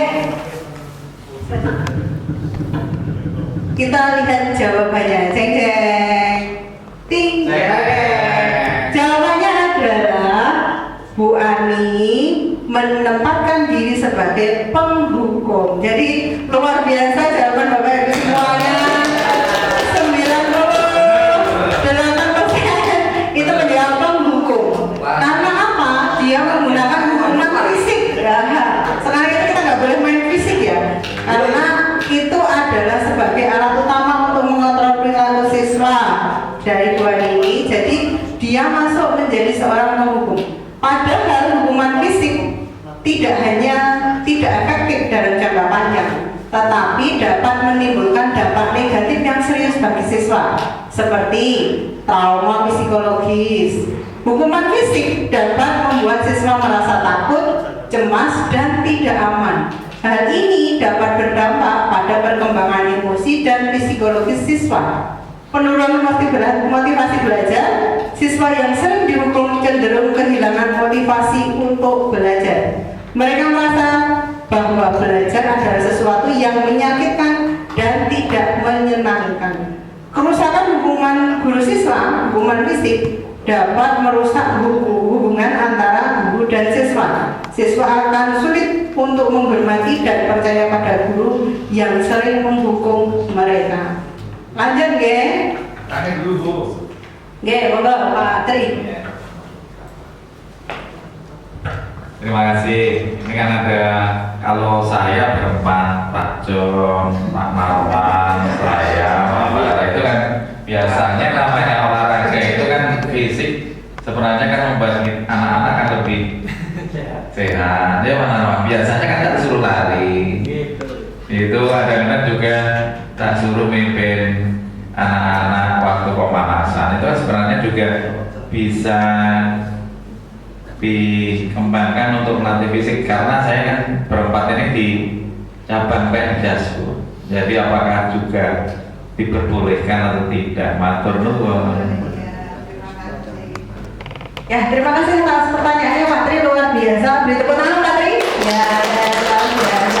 Kalau dalam posisinya Pak Tri itu pada waktu pelajaran Penjas, kalau untuk berolahraga, berlari kan itu juga termasuk pelajaran olahraganya. Yang ini kan tadi Ibu Bu Ani itu tadi menjepit kuping itu, menjepit kupingnya. Kan itu dalam posisi dia menjadi tidak nyaman secara psikologis, kan mesti akan aku dijewer Pak Tri.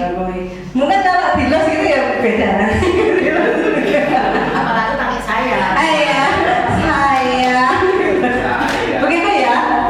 Apalagi kalau pemanasan itu malah suatu apa ya, bentuk apresiasi untuk anak karena dia bisa memimpin latihan di situ. Jadi itu mungkin menurut Pak Tri itu hukuman, tapi menurut saya itu adalah sesuatu yang bukan hukuman karena anak diberikan kesempatan untuk menjadi pemimpin dalam pembelajaran itu.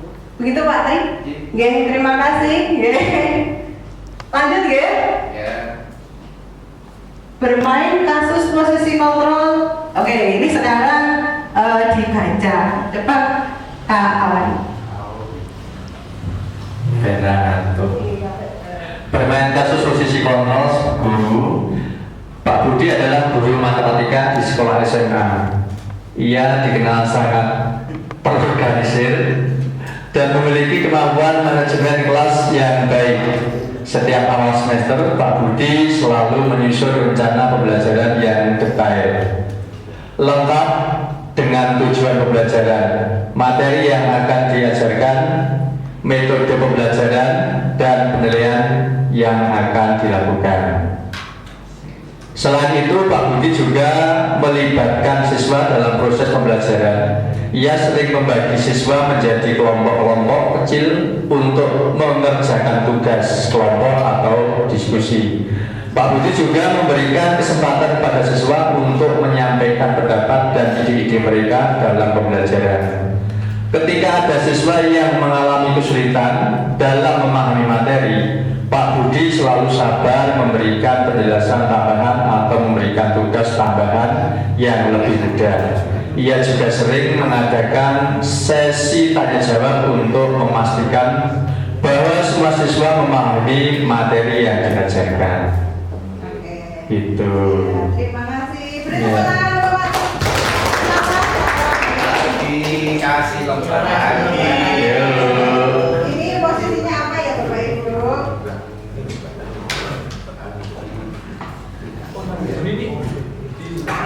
Untuk membuat rasa bersama teman-teman tuh manajemen Pak ini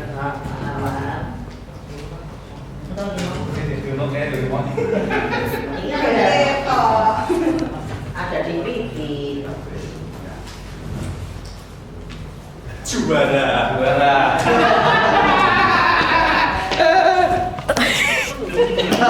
Juara ambruk manajemen.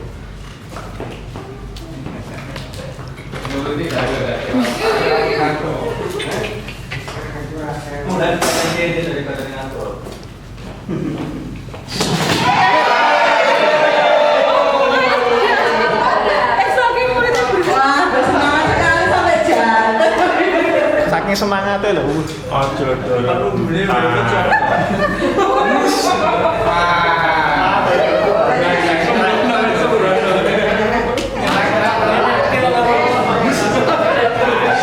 muridnya itu waktu.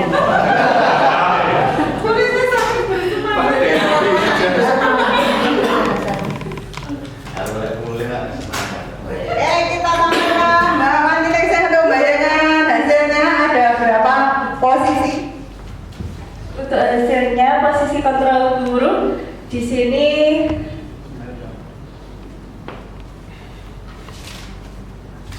mayoritas jawabannya adalah manajer. Manajer ada berapa?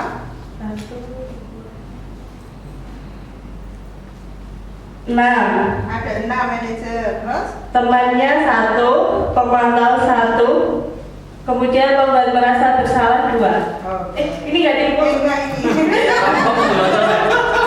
Yang ini saja. Wah, yang buat itu nggak jeli warnanya kan Oh, ya, beda. oke. Terima kasih. Ya, oke. Oke, terima kasih. Untuk sekali jawabannya Bapak Ibu, kita lihat jawabannya ya. Ya. Jeng jeng jeng. Teng. Ya, jawaban yang betul adalah dia dalam posisi manajer.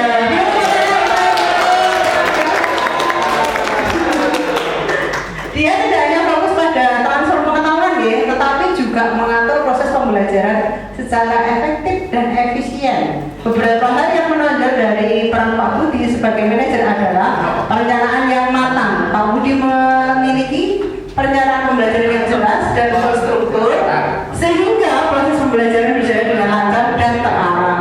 Partisipasi siswa. Pak Budi melibatkan siswa dalam proses pembelajaran sehingga siswa merasa lebih aktif dan bertanggung jawab dalam pembelajaran mereka sendiri. Penyesuaian pembelajaran. Pak Budi mampu menyesuaikan metode pembelajaran sesuai dengan kebutuhan dan kemampuan siswa. Fokus pada hasil belajar, Pak Budi selalu memastikan bahwa siswa mencapai tujuan pembelajaran yang telah ditetapkan. Oke, terima kasih. Lanjut ya, sebelum kita lanjut, tepuk jas dulu. Tepuk jas. J O S. Jos. Oke, terima kasih. Oke, lanjut ya. Lanjut saja. Ini lanjut ya. Ini lumayan sudah segitiga restitusi. yaitu satu, menstabilkan identitas. Yang kedua, menanyakan keyakinan. Yang kedua, validasi tindakan yang salah. Yang ketiga, menanyakan keyakinan. Segitiga restitusi adalah suatu proses dialog yang dilakukan seorang guru agar dapat menghasilkan murid yang mandiri dan bertanggung jawab. Segitiga restitusi membantu murid memiliki tujuan, disiplin positif, dan dapat memperbaiki diri setelah berbuat salah. Langkah segitiga restitusi yang pertama adalah menstabilkan identitas. Yang kedua, validasi tindakan yang salah. Yang ketiga, menanyakan keyakinan. Sekarang kita menstabilkan identitas. Kalimat yang diucapkan, berbuat salah itu manusiawi, tidak manusia yang sempurna. Tidak ada, ini adanya hilang. Tidak ada manusia yang sempurna. Jadi kita pernah berbuat salah ya. Bapak Ibu juga pernah melakukan kesalahan seperti itu. Bapak Ibu tidak tertarik mencari siapa yang salah, tetapi Bapak Ibu ingin mencari solusi dari permasalahan ini. Kamu berhak merasa begitu. Ini menstabilkan identitas. Lanjut ya. Validasi tindakan yang salah. Kamu pasti punya alasan mengapa melakukan hal itu. Atau padahal kamu bisa melakukan yang lebih buruk dari ini ya. Atau kamu patut bangga pada dirimu sendiri karena kamu telah melindungi sesuatu yang penting buatmu. Lanjut. Ini validasi tindakan yang salah. Kemudian terakhir adalah kalimat yang biasanya diucapkan, apa keyakinan kelas kita, nilai-nilai apa yang telah kita sepakati, seperti apa gambaran kelas yang ideal menurut kamu mau jadi orang yang seperti apa. Itu yang terakhir. Nah ini, sudahkah kita menerapkan segitiga restitusi? Ya, hari ini kita bermain ya. Ada satu orang jadi murid, satu orang jadi guru, terus kemudian satu orang jadi pemantau. Saya bagi dulu, hitungan 1, 2, 3 balik ke 1.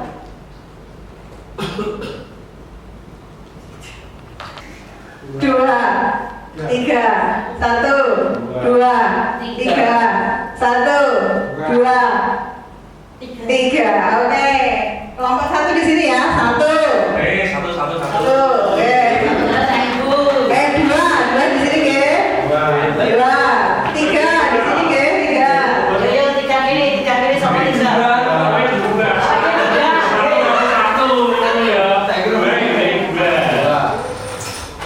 Ini 3. Anak piro? 3. 1, 2. Gini enggak? Gurunya murid. Ya kan sudah diputuskan siapa yang jadi guru, siapa yang jadi murid, dan siapa yang jadi pemantau. Pemantaunya ada 2 ya. Nanti kita dengarkan. Yang kalian lihat itu nanti pemantau, karena pemantau nanti akan dia memberikan banyak alasan. Oke, Pak Guru gimana? Pemantaunya 2 ya. 1 guru, 1 murid, pemantaunya 2.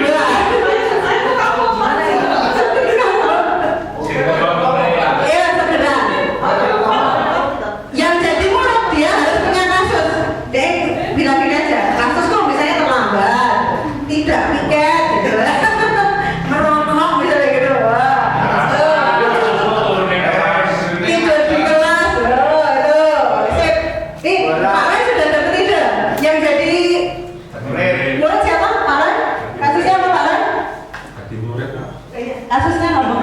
Tidur di kelas. Tidur di kelas. Oke, kelompok 1 kasusnya tidur di kelas. Ini terlambat. Terlambat. Sinten yang jadi murid?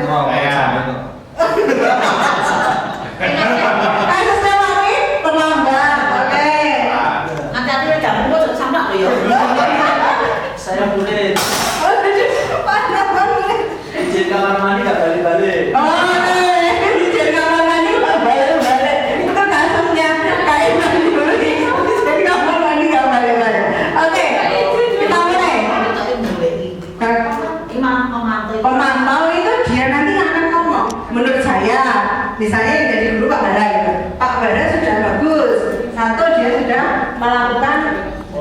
identitas gitu.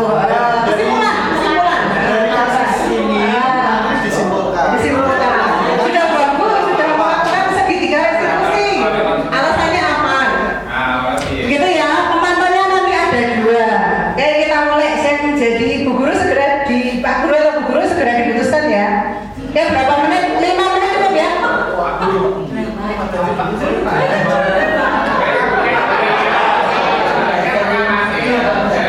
Permisi Pak. Ya silakan masuk.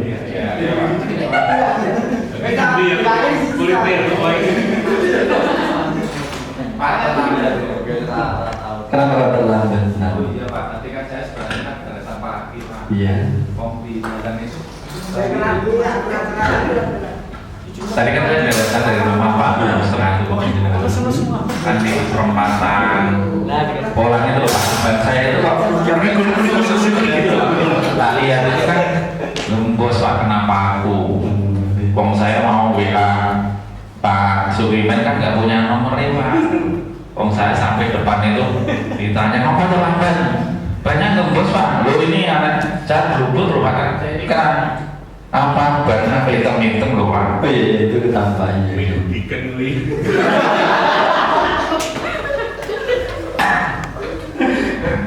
Mana Pak? Boleh masuk ya Pak? Ya gini, boleh, tapi besok sebelum berangkat tolong jadi ban dan sebagainya cek dulu apa sudah halus atau belum. Kalau udah halus, nanti kalau jalan hati-hati ya di jalan. Iya Pak, makasih sekali. Mudah-mudahan tidak terulang Pak. Malah kan udah gitu nggak Pak? Makasih ya Pak. Iya, sama-sama. Luar biasa, bertepuk tangan ya Pak Ibu. Ya, lanjut kita yang jadi pemantau, Mas Dewi atau Pak Berjan?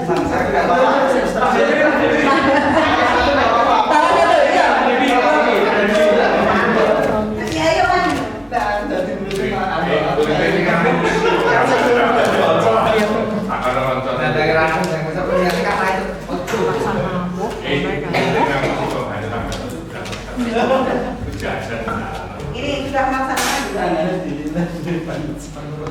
Ini tadi loh. Sudah cuma ada tambahan. Yang pertama kita titel. Jadi murid itu berapa kali dia alasan tentang kebocoran bank? Jangan-jangan sering dia memakai alasan itu. Masa kali bocor terus? Ya. Jadi kita perlu mengamati niteni berapa kali dan mungkin dari karakter anak itu kebiasaan sehari-hari pun juga perlu kita amati apakah dia itu sering melakukan alasan terlambat atau sering bolos, itu juga dikaitkan. Kalau memang itu sering berarti dia cuma alasan saja. Itu aja, terima kasih dari saya. Jadi Pak Jon lebih menggali informasi tadi. Mungkin kalau Kak Oki itu tadi baru sekali ya, Kak Oki ya. Itulah banyak sekali. Kali Pak, menurut Pak Jon, kita sebagai guru juga harus memiliki riwayat atau track record anak. Jadi dicatat berapa kali dia terlambatnya gitu. Luar biasa sekali. Ini kayaknya waktunya sudah habis ya Bapak Ibu. Mohon maaf bagi kelompok 1 dan kelompok 2 tidak bisa tampil ya Bapak Ibu ya. Nanti kita teruskan kadang-kadang masih ngobrol kita gitu. Oh iya. Ada yang kecewa belum tampil. Terima kasih ya atas partisipasinya. Luar biasa Bapak Ibu sudah bisa menerapkan segitiga restitusi dalam pembelajaran kita. Ada beberapa yang memang antusias mempraktekkan menjadi murid, jadi artisnya murid karena setiap hari kita melihat murid seperti apa gitu. Terima kasih sekali Bapak Ibu.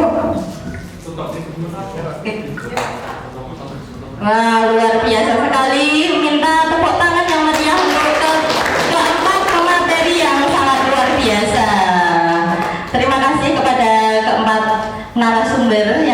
memberikan materinya yang luar biasa. Sebelum acara penutup ini, saya akan sedikit menyampaikan kesimpulan pada pertemuan hari ini. Yang pertama yaitu budaya positif dimulai dari diri kita sendiri sebagai pendidik, kita sebagai role model dalam mengajarkan budaya positif bagi anak didik kita. Kemudian yang kedua yaitu posisi kontrol guru itu ada 5. Tadi yang pertama penghukum, kedua pembuat rasa bersalah, yang ketiga teman, yang keempat pemantau, dan yang manajer. Ya, yang terakhir adalah manajer. Gemini. Ya, sudah. Ya sudah. Terima kasih Bapak Ibu yang sudah berkenan hadir pada kegiatan siang hari ini. Saya selaku moderator mengucapkan mohon maaf apabila saya selama memandu acara banyak salah dan kurangnya.